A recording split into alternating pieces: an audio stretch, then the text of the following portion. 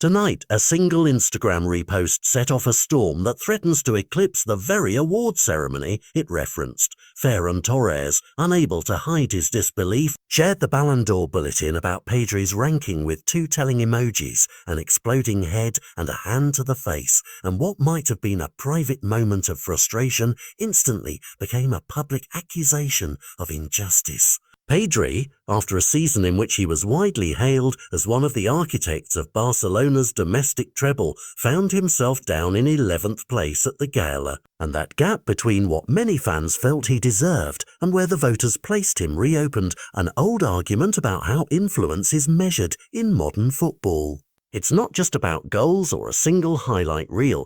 Pedri has been the metronome for Barcelona, the player who dictates tempo, who makes the simple passes that unlock defences, and who, over the course of a long campaign, delivered consistency in big moments. To see a name like his outside the top 10 felt to many like a dismissal of season-long contribution, and Ferran's reaction gave voice to a wider disquiet inside Camp Nou and across social media. At the same time, the Ballon d'Or itself produced its own set of talking points. Housemate Dembélé lifting the trophy ahead of Lamine Yamal reshaped the narrative and left fans debating criteria. Do voters reward peak headlines and individual flashes, or steady game-shaping influence across a season? The debate matters because awards shape narratives, which influence contracts, sponsorships, and even a player's place in the history books.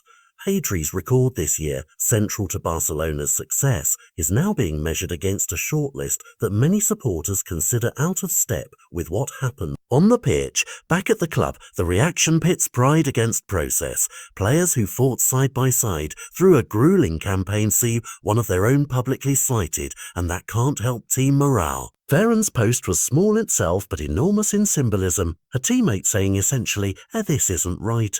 And that simple human response amplified the conversation from fans' timelines to pundit panels and newsrooms.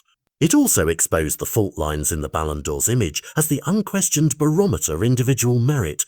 For younger viewers and a new generation of supporters who watched Pedri's control and intelligence repeatedly determine outcomes, the ranking felt like an old system's failure to adapt its yardstick. There are practical repercussions too. Recognition fuels confidence and market value, and losing a top 10 placing can affect perception on transfer lists, endorsement talks, and even national team conversations. And yet for Pedri himself, the real work remains unchanged. Game after game, training after training, where quiet excellence can be stubbornly immune to awards night headlines. This episode is not just a moment of outrage, but a conversation starter about modern football values. How do we reward influence that unfolds over 90 minutes and 38 games versus moments that explode into highlight reels?